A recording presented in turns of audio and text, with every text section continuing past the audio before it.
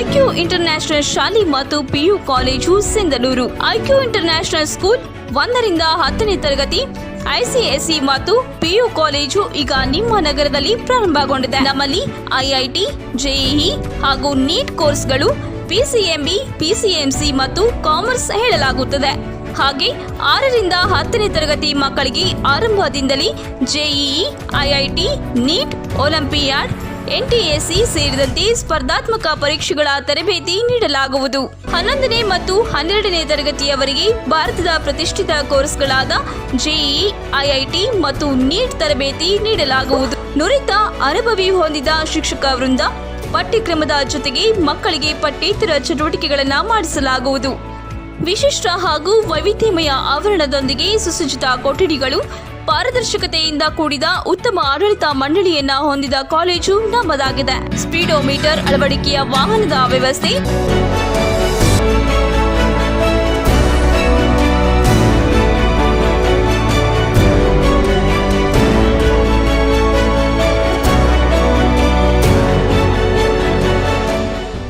Welcome to our IQ family. Research to realize your dreams.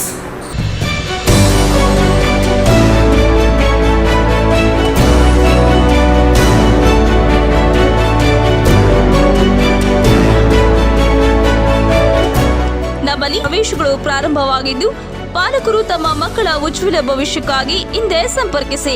IQ international ಶಾಲೆ ಮತ್ತು PU college, Gangavathi ರಸ್ತೆ, Hosalli cross, Sindhanur.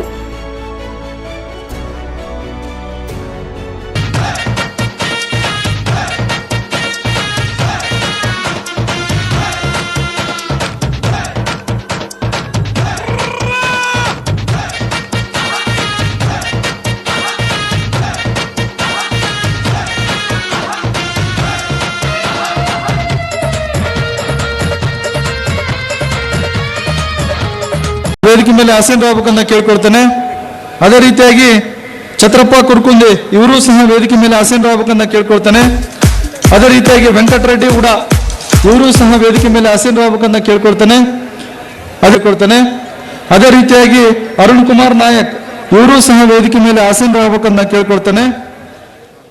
Siddaramappa ಮಾಡಿಸಿರುವರ್ ಇವರು ವೇದಿಕೆ ಮೇಲೆ ಆಸೀನರಾಗಬೇಕಂತ ಕೇಳ್ಕೊಳ್ತೇನೆ. ಅದೇ ರೀತಿಯಾಗಿ ಆರ್ ರಾಜಶೇಖರ್ ರಾಗಲ್ ಪರ್ವಿ ಇವರು ಸಹ ವೇದಿಕೆ ಮೇಲೆ ಆಸೀನರಾಗಬೇಕಂತ ಕೇಳ್ಕೊಳ್ತಾನೆ. ಅದೇ ರೀತಿ ಇವರ ಸಿಬ್ಬಂದಿ ಸ್ವಲ್ಪ ಒಳಗಡೆ ಬಿಡಬೇಕು. ಬಸನಗೌಡ ಪೊಲೀಸ್ ಪಾಟೀಲ್ ಮಸ್ಕಿ ಎಲ್ಲರೂ ಕೆಲವೇ ಕ್ಷಣಗಳಲ್ಲಿ ತಮ್ಮ ಮುಂದೆ ಬರ್ತಾರೆ, ಮತವನ್ನು ಯಾಚನೆಯನ್ನ ಮಾಡ್ತಾರೆ. ನಾನು 4 ಮಾತುಗಳಲ್ಲಿ ಹೇಳ್ತೇನೆ. ನಾಗರಾಜ್ ಮಾನ್ಯ ಶಾಸಕರು ಸಿರುಗುಂಬ ವಿಧಾನಸಭಾ ಕ್ಷೇತ್ರ ಇವರು ವೇದಿಕೆ ಮೇಲೆ ಆಸೀನರಾಗಬೇಕಂತ ಕೇಳ್ಕೊಳ್ತಾನೆ. ಅದೇ ರೀತಿಯಾಗಿ ಬಸನಗೌಡ ದೊಡ್ಡಲ್ ಶಾಸಕರು, ಹಸನ್ ಸಾಬ್ ದೊಡ್ಡಿಯಾರ್ ಅಧ್ಯಕ್ಷರು ಕಾಡ ಇವರು ಸಹ ವೇದಿಕೆ ಮೇಲೆ ಆಸೀನರಾಗಬೇಕಂತ ಕೇಳ್ಕೊಳ್ತಾನೆ. ಅದೇ ರೀತಿಯಾಗಿ ಸನ್ಮಾನ್ಯ ಶ್ರೀ ಪಂಚ ಗ್ಯಾರಂಟಿಗಳ ರೂವಾರಿಗಳು ಸನ್ಮಾನ್ಯ ಶ್ರೀ ಸಿದ್ದರಾಮಯ್ಯ ಮುಖ್ಯಮಂತ್ರಿಗಳು, ಕರ್ನಾಟಕ ಸರ್ಕಾರ.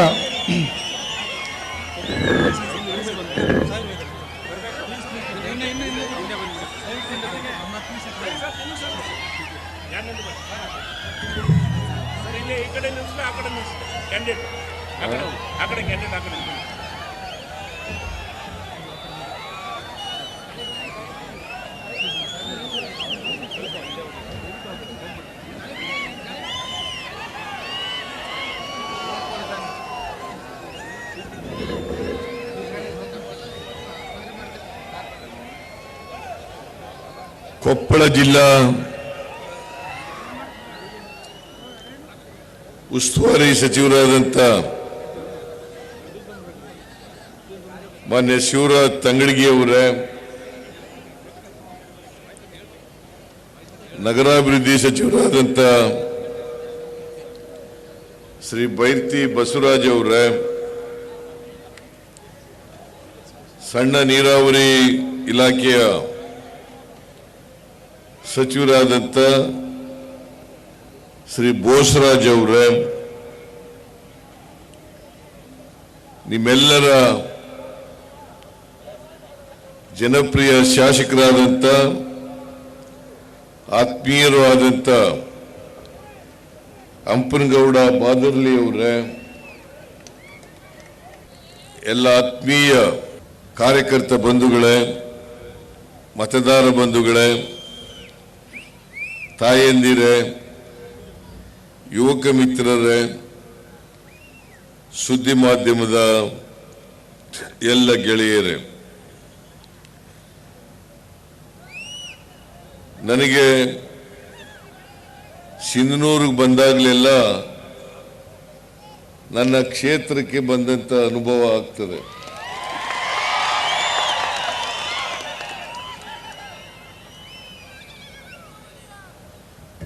ನೀವೆಲ್ಲರೂ ಕೂಡ ನನ್ನನ್ನು ಯಾವಾಗ ಸಿಂಧನೂರಿಗೆ ಬಂದರೂ ಕೂಡ ನಿಮ್ಮೂರಿನವನೇ ಅಂತೇಳಿ ಬಹಳ ಪ್ರೀತಿ ಅಭಿಮಾನದಿಂದ ಕಾಣ್ತೀರಿ.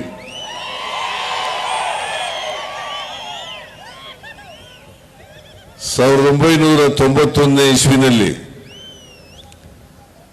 ನಾನು ಕೊಪ್ಪಳ ಕ್ಷೇತ್ರದಿಂದ ಲೋಕಸಭೆಗೆ ಸ್ಪರ್ಧೆ ಮಾಡಿದ್ದೆ. ಆಗ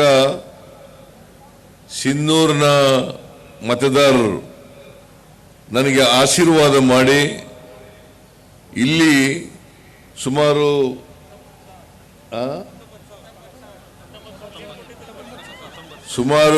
18-19 ಸಾವಿರ ಲೀಡನ್ನ ಕೊಟ್ಟಿದ್ರಿ.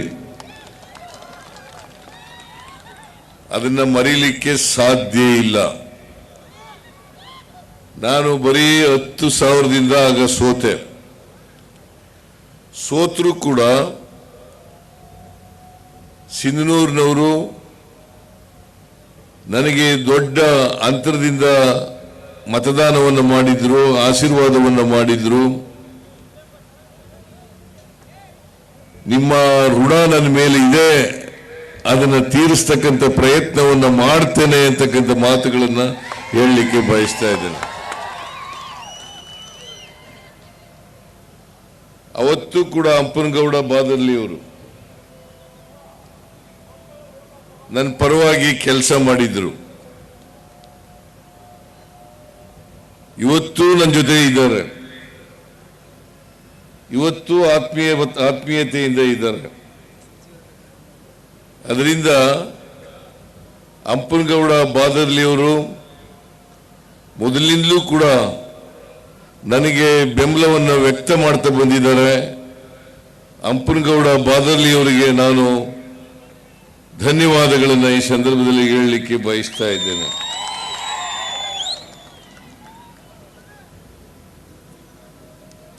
ಮೇ 7ನೇ ತಾರೀಕು ಕೊಪ್ಪಳ ಲೋಕಸಭಾ ಕ್ಷೇತ್ರದಿಂದ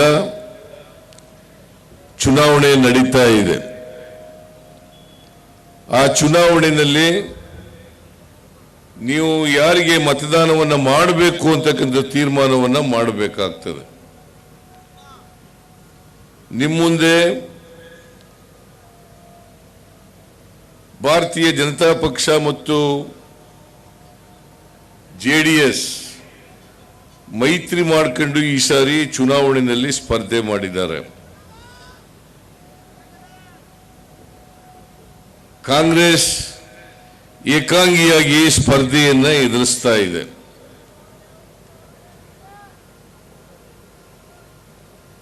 ಭಾರತೀಯ ಜನತಾ ಪಕ್ಷ ಮತ್ತು ಜೆಡಿಎಸ್ ಅವುಗಳ ಅಭ್ಯರ್ಥಿಯಾಗಿ ಡಾಕ್ಟರ್ ಬಸವರಾಜು ಸ್ಪರ್ಧೆ ಮಾಡ್ತಾ ಇದ್ದಾರೆ. ಯಾವುದೇ ಕಾರಣ ಇಲ್ಲೇನೆ ಸಿಟ್ಟಿಂಗ್ MP ಸಂಗಣ್ಣ ಕರಡಿ ಅವರಿಗೆ ತಪ್ಪಿಸ್ಬಿಟ್ರು. ಈ ಸಾರಿ ಕರಡಿ ಸಂಗಣ್ಣ ಈ ಕ್ಷೇತ್ರದಲ್ಲಿ ಬಹಳಷ್ಟು ಕೆಲಸವನ್ನ ಮಾಡಿದ್ರು. ಆದರೂ ಕೂಡ ಅವರಿಗೆ ಟಿಕೆಟ್ ಕೊಡಲಿಲ್ಲ. ಹಾಗಾಗಿ ಬೇಸರಗೊಂಡು ಇವತ್ತು ಕಾಂಗ್ರೆಸ್ ಪಕ್ಷವನ್ನು ಸೇರಿದ್ದಾರೆ. ಅವರಿಂದ ಕಾಂಗ್ರೆಸ್ ಪಕ್ಷಕ್ಕೆ ಹೆಚ್ಚು ಶಕ್ತಿ ಬಂದಿದೆ ಅಂತೇಳಿ ಈ ಸಂದರ್ಭದಲ್ಲಿ ಹೇಳಲಿಕ್ಕೆ ಬಯಸ್ತಾ ಇದ್ದೇನೆ.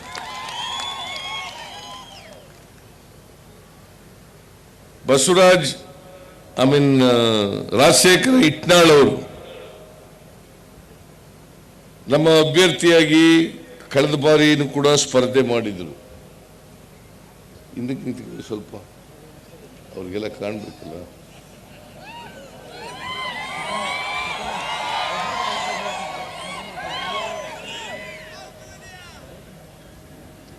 ಸ್ವಲ್ಪ ಅಂತರದಲ್ಲಿ ಸೋತರು. ಈ ಸಾರಿ ನಿಮ್ಮ ಉತ್ಸಾಹವನ್ನು ನೋಡಿದ್ರೆ, ಈ ಸಾರ್ವಜನಿಕ ಸಭೆಯಲ್ಲಿ ಇಷ್ಟೊಂದು ದೊಡ್ಡ ಪ್ರಮಾಣದಲ್ಲಿ ಜನ ಸೇರಿರೋದು ನೋಡಿದ್ರೆ, ಈ ಚುನಾವಣೆಯಲ್ಲಿ ರಾಜಶೇಖರ್ ಇಟ್ನಾಳ್ ಅವರು 100ಕ್ಕೆ 100 ಗೆಲ್ತಾರೆ ಅಂತಕ್ಕಂಥ ವಿಶ್ವಾಸ ನನಗೆ ಬಂದಿದೆ. ಗೆಲ್ಲಬೇಕು ಕೂಡ. ಅವರ ತಂದೆ ಬಸೆಟಪ್ಪನವರು ಕೂಡ ಸ್ವಲ್ಪ ಅಂತರದಲ್ಲಿ ಸೋತರು. ಕಳೆದ ಬಾರಿ ಕರಡಿ ಸಂಗಣ್ಣವರ ವಿರುದ್ಧ ರಾಜಶೇಖರ್ ಇಟ್ನಾಳ್ ಅವರು ಕೂಡ ಸ್ವಲ್ಪ ಅಂತರದಲ್ಲಿ ಸೋತರು. ಈ ಸಾರಿ ನಿಮ್ಮನ್ನೆಲ್ಲ ನೋಡಿದ ಮೇಲೆ, ನಿಮ್ಮ ಉತ್ಸಾಹ ನೋಡಿದ ಮೇಲೆ, ಈ ಸಾರಿ ರಾಜಶೇಖರ್ ಇಟ್ನಾಳ್ ಅವರಿಗೆ ಆಶೀರ್ವಾದ ಮಾಡೇ ಮಾಡ್ತೀರಿ ಅಂತಕ್ಕಂಥ ವಿಶ್ವಾಸ ನನಗೆ ಬಂದಿದೆ. ಸಿಂಧನೂರು ವಿಧಾನಸಭಾ ಕ್ಷೇತ್ರದಿಂದ ಮತ್ತೆ ಪಕ್ಕದ ಕ್ಷೇತ್ರಗಳಿಂದ ಹೆಚ್ಚು ಬಹುಮತ ಬರ್ತದೆ ಅಂತಕ್ಕಂಥ ನಂಬಿಕೆ ನನಗೆ ಬಂದಿದೆ. ಕಳೆದ 10 ವರ್ಷಗಳಿಂದ ನರೇಂದ್ರ ಮೋದಿಯವರು ಈ ದೇಶದ ಪ್ರಧಾನಮಂತ್ರಿ ಆಗಿದ್ದಾರೆ. 3ನೇ ಬಾರಿ ಪ್ರಧಾನಮಂತ್ರಿ ಆಗಲಿಕ್ಕೆ ಈ ದೇಶದ ಜನರ ಆಶೀರ್ವಾದವನ್ನ ಕೇಳ್ತಕ್ಕಂಥ ಪ್ರಯತ್ನವನ್ನ ಮಾಡ್ತಾ ಇದ್ದಾರೆ. ನಾನು ನಿಮಗೆ ಹೇಳಲಿಕ್ಕೆ ಬಯಸ್ತೇನೆ, ನರೇಂದ್ರ ಮೋದಿ ಅವರಿಗೆ ಈ ಸಾರಿ ವೋಟ್ ಕೇಳ್ತಕ್ಕಂಥ ಯಾವುದೇ ನೈತಿಕತೆ ಇಲ್ಲ ಅಂತಕ್ಕಂಥ ಮಾತುಗಳನ್ನ ಹೇಳಲಿಕ್ಕೆ ಬಯಸ್ತಾ ಇದ್ದೇನೆ. ಯಾಕಂದ್ರೆ ನರೇಂದ್ರ ಮೋದಿ ಅವರು ಭಾವನಾತ್ಮಕವಾದಂಥ ವಿಚಾರಗಳನ್ನು ಜನರ ಮುಂದೆ ಇಟ್ಟು 2014ರಲ್ಲಿ ಗೆದ್ರು, 2019ರಲ್ಲಿ ಗೆದ್ರು. ಆದರೆ 2024ರಲ್ಲಿ ಅವರು ಭಾವನಾತ್ಮಕವಾದಂಥ ವಿಚಾರಗಳನ್ನು ಜನರ ಮುಂದೆ ಹೇಳಿ ಜನರ ಪ್ರೀತಿಯನ್ನ, ಜನರ ವಿಶ್ವಾಸವನ್ನ ಗಳಿಸಲಿಕ್ಕೆ ಸಾಧ್ಯ ಇಲ್ಲ ಅಂತಕ್ಕಂಥ ಮಾತುಗಳನ್ನು ಹೇಳಲಿಕ್ಕೆ ಬಯಸ್ತಾ ಇದ್ದೇನೆ. ನಿಮಗೆಲ್ಲ ಗೊತ್ತಿದೆ ಅಂತ ಭಾವಿಸ್ಕೊಂಡಿದ್ದೇನೆ. ಆದರೂ ಕೂಡ ಒಂದು ವಿಚಾರವನ್ನು ನಿಮಗೆ ತಿಳಿಸಲಿಕ್ಕೆ ಬಯಸ್ತಾ ಇದ್ದೇನೆ. ಆಕ್ಸಿಸ್ ಮೈ ಇಂಡಿಯಾ ಅಂತೇಳಿ ಸರ್ವೆ ಮಾಡಿದ್ದಾರೆ. ಆ ಸರ್ವೆನಲ್ಲಿ ಗೊತ್ತಾಗಿರ್ತಕ್ಕಂಥದ್ದು ಏನಪ್ಪಾ ಅಂತಂದ್ರೆ, 200ರಿಂದ 210 ಸೀಟ್ಗಳನ್ನು ಗೆಲ್ತೀವಿ ಅಂತಕ್ಕಂಥದ್ದು ನರೇಂದ್ರ ಮೋದಿ ಅವರಿಗೆ ಗೊತ್ತಾಗಿದೆ, ಬಿಜೆಪಿಗೆ ಗೊತ್ತಾಗಿದೆ. 200ರಿಂದ 210. ಅದಕ್ಕೋಸ್ಕರನೇ ಇಡೀ ರಾಷ್ಟ್ರದಲ್ಲಿ ಭಾರತೀಯ ಜನತಾ ಪಕ್ಷ 100ಕ್ಕೂ ಹೆಚ್ಚು ಜನರಿಗೆ ಟಿಕೆಟ್ ಅನ್ನು ಬದಲಾವಣೆ ಮಾಡತಕ್ಕಂಥ ಕೆಲಸವನ್ನು ಮಾಡಿದೆ. ಕರ್ನಾಟಕದಲ್ಲಿ ಸುಮಾರು 12 ಜನ ಸಿಟ್ಟಿಂಗ್ ಎಂಪಿಗಳಿಗೆ ಟಿಕೆಟ್ ಬದಲಾವಣೆ ಮಾಡತಕ್ಕಂಥ ಕೆಲಸವನ್ನು ಮಾಡಿದೆ. ನರೇಂದ್ರ ಮೋದಿ ಅವರಿಗೆ ವಿಶ್ವಾಸ ಇದ್ದಿದ್ರೆ, ಗೆಲ್ತೀವಿ ಅಂತಕ್ಕಂಥ ನಂಬಿಕೆ ಇದ್ದಿದ್ರೆ, ಇಷ್ಟೊಂದು ಸೀಟ್ಗಳನ್ನು ಬದಲಾವಣೆ ಮಾಡಬೇಕಾದಂಥ ಅಗತ್ಯ ಏನಿತ್ತು? ಅವರು ಸೋಲ್ತೀವಿ ಅಂತ ಗೊತ್ತಾದದ್ರಿಂದಲೇ ಇಷ್ಟೊಂದು ಸೀಟ್ಗಳನ್ನು ಕರ್ನಾಟಕದಲ್ಲಿ 12ಕ್ಕೂ ಹೆಚ್ಚು, ಇಡೀ ದೇಶದಲ್ಲಿ 100 ಜನರಿಗೂ ಹೆಚ್ಚು ಸ್ಥಾನಗಳನ್ನು ಬದಲಾವಣೆ ಮಾಡ್ತಕ್ಕಂಥ ಕೆಲಸವನ್ನು ಮಾಡಿದ್ದಾರೆ. ಕಾರಣ ಯಾಕಪ್ಪ ಅಂತಂದ್ರೆ, ನರೇಂದ್ರ ಮೋದಿಯವರು ಈ ದೇಶದ ಅಭಿವೃದ್ಧಿ ಮಾಡಿರ್ತಕ್ಕಂಥ ಕೆಲಸ ಬಹಳ ಕಡಿಮೆ. ನೀವು ನೋಡಿ, ನರೇಂದ್ರ ಮೋದಿಯವರು ಯಾವುದೇ ಸಾರ್ವಜನಿಕ ಸಭೆಯನ್ನು ಉದ್ದೇಶಿಸಿ ಮಾತನಾಡುವಾಗ ಅಥವಾ ವೋಟ್ ಕೇಳುವಾಗ 10 ವರ್ಷದಲ್ಲಿ ಏನು ಸಾಧನೆ ಮಾಡಿದ್ದೀನಿ ಅಂತೇಳಿ ಜನರ ಮುಂದೆ ಇಡ್ತಕ್ಕಂಥ ಪ್ರಯತ್ನವನ್ನು ಮಾಡಲ್ಲ. ಭಾವನಾತ್ಮಕವಾದಂಥ ವಿಚಾರಗಳನ್ನು ಜನರ ಮುಂದೆ ಹೇಳ್ತಾ ಇದ್ದಾರೆ. 2014ರಲ್ಲಿ ಏನು ಹೇಳಿದ್ದೆ ಆ ಎಲ್ಲ ಭರವಸೆಗಳನ್ನು ಈಡೇರಿಸಿದೀವಾ ಇಲ್ಲವಾ ಇದನ್ನು ಜನಗಳ ಮುಂದೆ ಇಡಬೇಕಲ್ಲ. ಆದರೆ ಇವು ಯಾವನ್ನೂ ಕೂಡ ಚರ್ಚೆ ಮಾಡಲ್ಲ. ನಿರುದ್ಯೋಗದ ಬಗ್ಗೆ ಚರ್ಚೆ ಮಾಡಲ್ಲ, ಬೆಲೆ ಏರಿಕೆ ಬಗ್ಗೆ ಚರ್ಚೆ ಮಾಡಲ್ಲ, ಹಣದುಬ್ಬರದ ಬಗ್ಗೆ ಚರ್ಚೆ ಮಾಡಲ್ಲ, ರೈತರ ಸಮಸ್ಯೆಗಳ ಬಗ್ಗೆ ಚರ್ಚೆ ಮಾಡಲ್ಲ, ಮಹಿಳೆಯರ ಸಮಸ್ಯೆಗಳ ಬಗ್ಗೆ ಚರ್ಚೆ ಮಾಡಲ್ಲ. ಇವತ್ತು ಯಾವುದೇ ಸಮಸ್ಯೆಗಳಿಗೆ ಪರಿಹಾರ ಕೊಡ್ತಕ್ಕಂಥ ಅಥವಾ ಏನು ಸಾಧನೆ ಮಾಡಿದ್ದೀನಿ ಅಂತ ಹೇಳ್ತಕ್ಕಂಥ ಕೆಲಸವನ್ನ ನರೇಂದ್ರ ಮೋದಿಯವರು ಮಾತಾಡಲ್ಲ. ನಾನು ಇವತ್ತು ನೋಡಿದೆ ಅವರ ಭಾಷಣ, 4 ಕಡೆ ಅವರು ಭಾಷಣ ಮಾಡಿದ್ದಾರೆ. ಎಲ್ಲ ಕಡೆ ಏನು ಹೇಳ್ತಾ ಇದ್ದಾರೆ ಅಂತಂದ್ರೆ, ನಾನು ಅಭಿವೃದ್ಧಿ ಮಾಡಿದ್ದೇನೆ. ಏನು ಅಭಿವೃದ್ಧಿ ಮಾಡಿದ್ದೀನಿ ಅಂತಕ್ಕಂಥದ್ದು ಹೇಳಲ್ಲ. ಕಳೆದ ಚುನಾವಣೆಯಲ್ಲಿ ಹೇಳಿದ್ರು, 2014ರಲ್ಲಿ ಹೇಳಿದ್ರು. ಏನು ಹೇಳಿದ್ರು ಅಂತಂದ್ರೆ, ವಿದೇಶದಲ್ಲಿ ಕಪ್ಪು ಹಣ ಇದೆ, ಅದರಲ್ಲಿ ರಾಜಕಾರಣಿಗಳು, ಕಾಂಗ್ರೆಸ್ನ ರಾಜಕಾರಣಿಗಳು ಹೆಚ್ಚು ಕಪ್ಪು ಹಣ ಅಲ್ಲಿ ಇಟ್ಟಿದ್ದಾರೆ ವಿದೇಶದಲ್ಲಿ. ಬೇರೆ ಶ್ರೀಮಂತರು ಎಲ್ಲ ಇಟ್ಟಿದ್ದಾರೆ. ಆ ಹಣನೆಲ್ಲ ತಗೊಬಂದು 100 ದಿನದಲ್ಲಿ, ಅದು ಏನು 100 ದಿನದಲ್ಲಿ ತಗೊಬಂದು ಎಲ್ಲ ಕುಟುಂಬಗಳಿಗೆ ಅವರ ಅಕೌಂಟ್ಗಳಿಗೆ 15 ಲಕ್ಷ ಆಗ್ತೀನಿ ಅಂತ ಹೇಳಿದ್ರು.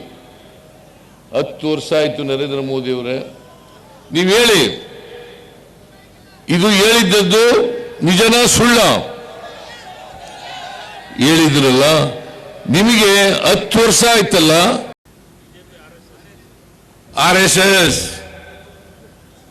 RSS ಬಿಜೆಪಿಯ ಉಪಾಧ್ಯಕ್ಷರಾಗಿದ್ದುಕೊಂಡು, ಬಿಜೆಪಿಯ ರಾಜ್ಯಸಭಾ ಸದಸ್ಯರಾಗಿದ್ದುಕೊಂಡು,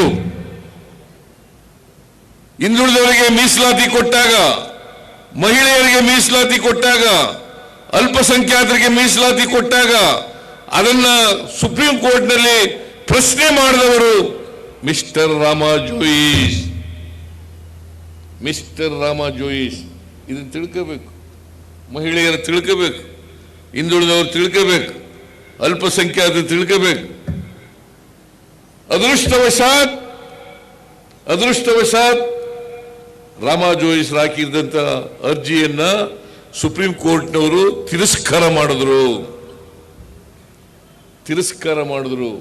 ಹಾಗಾಗಿ ಇವತ್ತು ಕೂಡ ಹಿಂದುಳಿದವರಿಗೆ ಮೀಸಲಾತಿ, ಮಹಿಳೆಯರಿಗೆ ಮೀಸಲಾತಿ ಅದು ಕಂಟಿನ್ಯೂ ಆಗ್ತಾ ಇದೆ.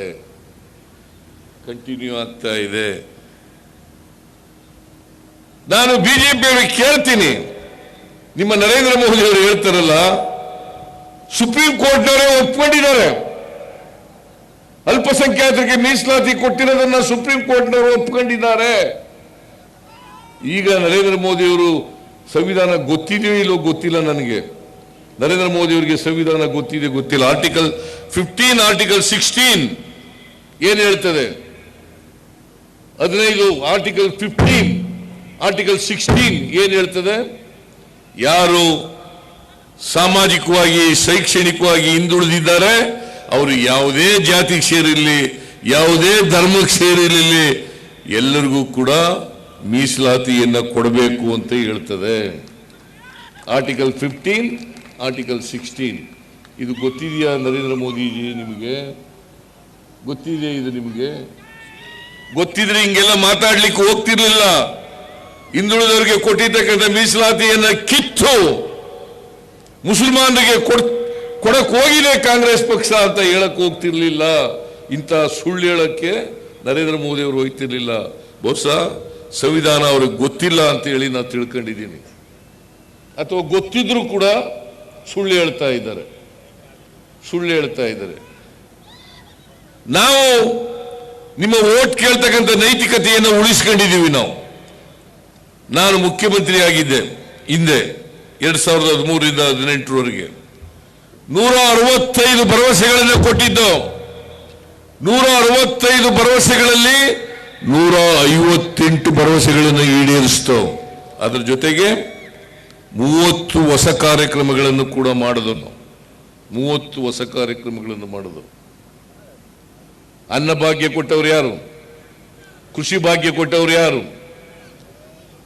ಕ್ಷೀರಧಾರೆ ಕೊಟ್ಟವ್ರು ಯಾರು? ಕ್ಷೀರಭಾಗ್ಯ ಕೊಟ್ಟವ್ರು ಯಾರು? ಮೈತ್ರಿ ಮನಸ್ವಿನಿ ಮಾಡಿದವ್ರು ಯಾರು? ವಿದ್ಯಾಸಿರಿ ಮಾಡಿದವ್ರು ಯಾರು? ಇಂದಿರಾ ಕ್ಯಾಂಟೀನ್ ಮಾಡಿದವ್ರು ಯಾರು? ಸಾಲ ಮನ್ನಾ ಮಾಡಿದವ್ರು ಯಾರು? ಶಾದಿ ಭಾಗ್ಯ ಮಾಡಿದವ್ರು ಯಾರು? ಭಾಗ್ಯ ಮಾಡಿದವ್ರು ಯಾರು? ಬಿಜೆಪಿ ಸರ್ಕಾರ ಮಾಡಿತ್ತ? ಬಿಜೆಪಿ ಸರ್ಕಾರ ಮಾಡಿತ್ತ? 2018ರಲ್ಲಿ 600 ಭರವಸೆಗಳನ್ನು ಕೊಟ್ಟು 60 ಭರವಸೆಗಳನ್ನು ಕೂಡ ಈಡೇರಿಸಲಿಕ್ಕೆ ಸಾಧ್ಯ ಆಗಲಿಲ್ಲ. Not even 10% of the promises which they have made to the people of Karnataka. ನಾಚಿಕೆ ಆಗಲ್ಲ ನಿಮಗೆ? ನಾಚಿಕೆ ಆಗಲ್ಲ ನಿಮಗೆ? ಇದನ್ನ ಹೇಳ್ಬೇಕು. ನಮ್ಮ ಕಾರ್ಯಕರ್ತರು ಮನೆ ಮನೆಗೆ ಹೋಗಿ ಹೇಳ್ಬೇಕು. ಮನೆ ಮನೆಗೆ ಹೋಗಿ ಹೇಳ್ಬೇಕು. ನಾವು 165 ಭರವಸೆಗಳಲ್ಲಿ 158 ಭರವಸೆಗಳನ್ನು ಈಡೇರಿಸ್ತೇವೆ. ಈ ಸಾರಿ ಮ್ಯಾನಿಫೆಸ್ಟೋನಲ್ಲಿ ಹೇಳಿರ್ತಕ್ಕಂಥ 82 ಭರವಸೆಗಳನ್ನು ಈಡೇರಿಸಿದ್ದೀವಿ. ಅದರ ಜೊತೆಗೆ 5 ಗ್ಯಾರಂಟಿಗಳನ್ನು ಕೊಟ್ಟಿದ್ದವು. 5 ಗ್ಯಾರಂಟಿಗಳು. ನಾನು DK ಶಿವಕುಮಾರ್, ನಮ್ಮ KPCC ಅಧ್ಯಕ್ಷ, ಇಬ್ಬರು ಸೈನ್ ಮಾಡಿ ಗ್ಯಾರಂಟಿ ಚೆಕ್ಗೆ ಸೈನ್ ಮಾಡಿ ಮನೆಗೆ ಕೊಟ್ಟಿದ್ದವು.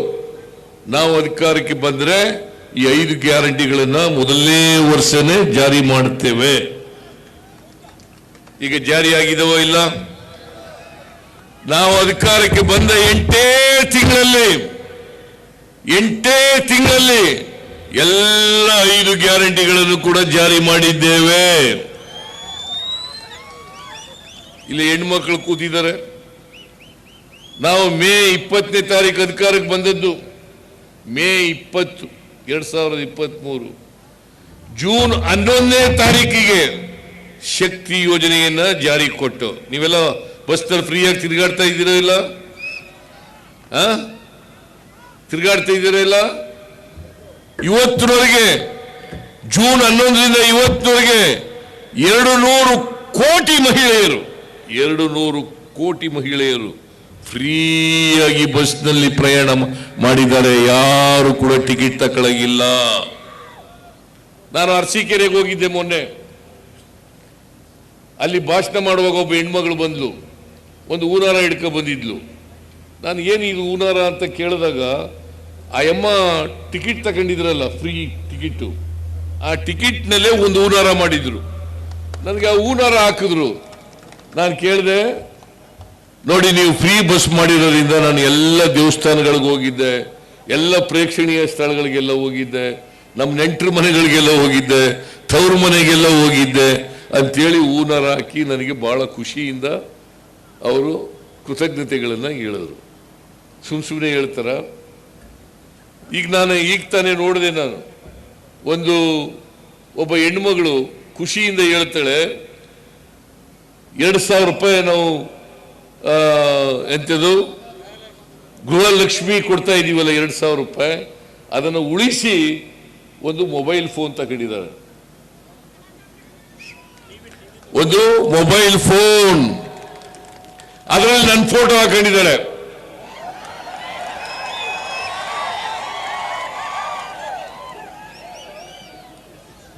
ಒಬ್ಬ ವಿದ್ಯಾರ್ಥಿ ಇತ್ತೀಚೆಗೆ PUC ರಿಸಲ್ಟ್ ಬಂತು. ಆ PUC ರಿಸಲ್ಟ್ ನಲ್ಲಿ ರ್ಯಾಂಕ್ ತಗೊಂಡಿರೋ ವಿದ್ಯಾರ್ಥಿ, ಆ ಹುಡುಗ ಹೇಳ್ತಾನೆ, ನಮ್ಮ ತಾಯಿ, ನಮ್ಮ ಅಪ್ಪ ಸತ್ತೋದ ಮೇಲೆ ನಮ್ಮ ತಾಯಿ ಬಹಳ ಕಷ್ಟಪಟ್ಟು ನನಗೆ ಓದಿಸ್ತಾ ಇದ್ಲು. ಸಿದ್ದರಾಮಯ್ಯನವರು 2,000 ಕೊಟ್ಟ ಮೇಲೆ ನನಗೆ ರ್ಯಾಂಕ್ ಬರಲಿಕ್ಕೆ ಸಾಧ್ಯ ಆಯ್ತು ಅಂತ ಹೇಳಿ ಆ ಹುಡುಗ ಹೇಳ್ತಾನೆ. ಹೀಗೆ ನಾವು 5 ಗ್ಯಾರಂಟಿಗಳು, ಶಕ್ತಿ ಯೋಜನೆ, ಅನ್ನಭಾಗ್ಯ, ಗೃಹ ಜ್ಯೋತಿ, ಗೃಹಲಕ್ಷ್ಮಿ, ಯುವ ನಿಧಿ ಮಾಡಿದೀವೋ ಇಲ್ಲ? 5 ಜಾರಿ ಮಾಡಿದೀವೋ ಇಲ್ಲ? ಮಾಡಿದೀವೋ ಇಲ್ವೇನ್ರಿ? ಮಾಡಿದ್ರೆ ದಯಮಾಡಿ ನಿಮ್ಮಲ್ಲಿ ಕೈ ಜೋಡಿಸಿ ಪ್ರಾರ್ಥನೆ ಮಾಡ್ತೇನೆ, ನಾವು ನುಡಿದಂತೆ ನಡೆದಿದ್ದೀವಿ. ಕೊಟ್ಟ ಮಾತಿನಂತೆ ನಡ್ಕೊಂಡಿದ್ದೀವಿ. ದಯಮಾಡಿ ರಾಜಶೇಖರ್ ಇಟ್ನಾಳ್ ಅವರನ್ನ ಗೆಲ್ಲಿಸಿ ಈ ಸಾರಿ ಗೆಲ್ಲಿಸಿ. ಕಾಂಗ್ರೆಸ್ ಪಕ್ಷ ಕೈ ಹಿಡೀರಿ, ನಮಗೆ ಶಕ್ತಿ ಕೊಡಿ ಅಂತೇಳಿ ನಿಮ್ಮಲ್ಲಿ ಕೈ ಜೋಡಿಸಿ ಪ್ರಾರ್ಥನೆಯನ್ನು ಮಾಡಲಿಕ್ಕೆ ಬಯಸ್ತಾ ಇದ್ದೀನಿ. ಮಾಡ್ತೀರಿ ಅಲ್ವಾ? ಬಿಜೆಪಿಯವ್ರ ತರ ಸುಳ್ಳು ಹೇಳಿಲ್ಲ, ನಾವು ನಿಮ್ಮನ್ನ ತಪ್ಪುದಾರಿ ಎಳಿತಕ್ಕಂಥ ಪ್ರಯತ್ನವನ್ನ ಮಾಡಿಲ್ಲ. ಏನ್ ಮಾತು ಕೊಟ್ಟಿದ್ದೋ ಆ ಮಾತಿನಂತೆ ನಡ್ಕೊಂಡಿದ್ದೀವಿ. ನೀವು ಆಶೀರ್ವಾದ ಮಾಡಬೇಕ ಬೇಡ? ಆಶೀರ್ವಾದ ಮಾಡಬೇಕ ಬೇಡ? ದಯಮಾಡಿ 7ನೇ ತಾರೀಕು ಇವ್ರ ಕ್ರಮ ಸಂಖ್ಯೆ 2 ನಮ್ಮ ಚಿಹ್ನೆ ಹಸ್ತದ ಗುರುತಿಗೆ ನೀವೆಲ್ಲರೂ ಕೂಡ ಓಟ್ ಹಾಕೋದ್ರ ಮೂಲಕ ರಾಜಶೇಖರ್ ಇಟ್ನಾಳ್ ಅವರನ್ನ ಗೆಲ್ಲಿಸಿ ಈ ಸಾರಿ ದೊಡ್ಡ ಅಂತರದಿಂದ ಗೆಲ್ಲಿಸಬೇಕು ಅಂತೇಳಿ ನಿಮ್ಮಲ್ಲಿ ಕೈ ಜೋಡಿಸಿ ಪ್ರಾರ್ಥನೆಯನ್ನು ಮಾಡಿ ನಾನು ಮಾತು ಮುಗಿಸ್ತೇನೆ. ಜೈ ಹಿಂದ್, ಜೈ ಕರ್ನಾಟಕ, ಜೈ ಕಾಂಗ್ರೆಸ್, ಜೈ ಕಾಂಗ್ರೆಸ್.